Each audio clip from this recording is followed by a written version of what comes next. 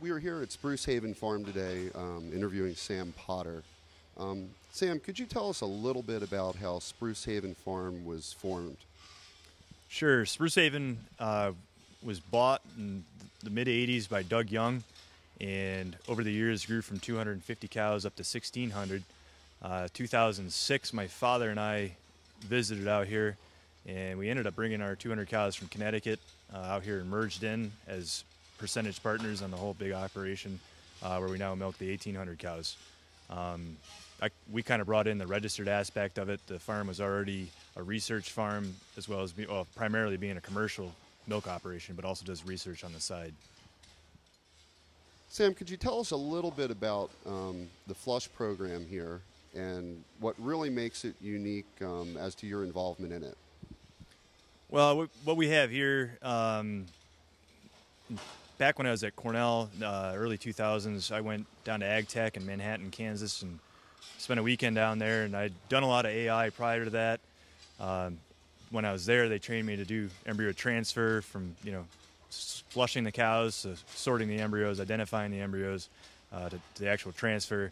It wasn't until 2006 that I actually did my first flush, and started a little slow, but we did get 10 embryos out of that first flush and 4 pregnancies.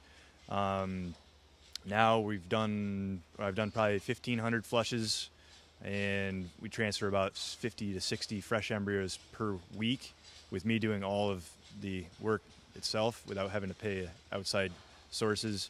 My week kind of revolves around the flushing. Mondays we do herd check with the ultrasound, check up to 300 head, and then on Tuesdays and Wednesdays, each of those are flush days where we flush 4 to 5 donors each day. And we average somewhere around 7.3 good embryos per flush, which I know is higher than maybe what they call the industry average, but I think our advantage is being here every time. We flush cows on their schedule because we're flushing every week, so we're allowed to get cows flushed when they need to be flushed rather than trying to push them around on a vet schedule, say. Sam, with such a unique flush program like we've just talked about, how do you decide which animals in the herd that you do flush, and then once you decide to flush them, how do you decide what sires to use on them? Probably in the beginning, I did a lot of recreational flushing, I would call it. Had a lot of good cows in the herd, maybe didn't feel like I had enough daughters of. So we got, 6 or 7 year old excellent cow we'd flush, and we'd flush her to good high reliability bulls like Die Hard, Bolivar, or Outside. But in the last few years, kind of genomics has just changed everything. We've focused a lot more on flushing heifers now, and basically we just take our genomic results and start a preliminary sort. We have over 200 females, over 2,000 GTPI, which is kind of my starting point. From there, just because they're over 2,000 GTPI, they still might be a recipient depending on pedigree or the conformation of the animal. As far as bull selection goes, I try to make complementary matings every time.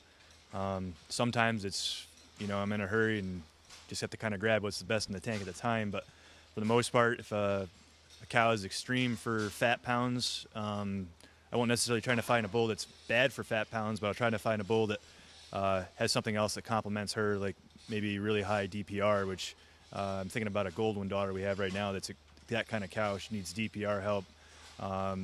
We flushed her to Bowser, and the cow herself is 1950 GTPI, and one of the Bowser daughters is over 2,300. So mostly extreme matings, trying to watch the inbreeding.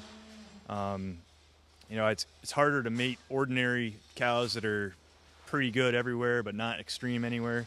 It's a lot easier to take a cow that's 2,500 pounds for milk or 4.5 points for type and complementary mater rather than trying to just match her up with a bull that's kind of ordinary as well. Sam, in talking about the program that you started 5 years ago with flushing and the sire selection, as an end result, can you tell us a little bit about before you started the program and now 5 years into it, where you're at and what you've gained? Well, the fun but frustrating thing about breeding cattle is the time that it takes to reap your benefits. Say, a mating decision we make today, it's going to be approximately 2 years and 9 months before that heifer is milking.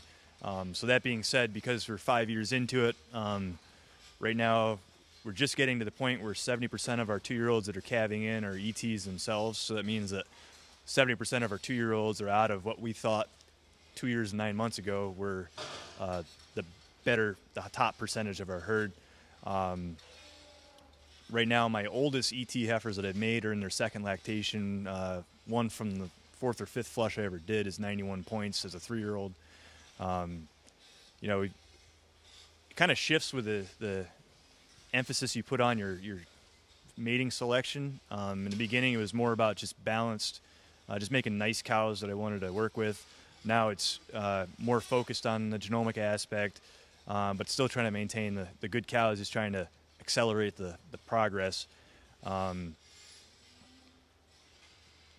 you know, the general improvement of the herd is, you know, it's more consistent. The 2-year-olds, you know, they don't have to be huge, but good udders, good feet and legs, you know, and they have pedigrees behind them now, and it kind of pays off in the end. We're, you know, exporting cattle to Canada, selling a lot more bulls AI than ever before. Haven't been selling embryos, but that's by choice, and just trying to keep everything going forward.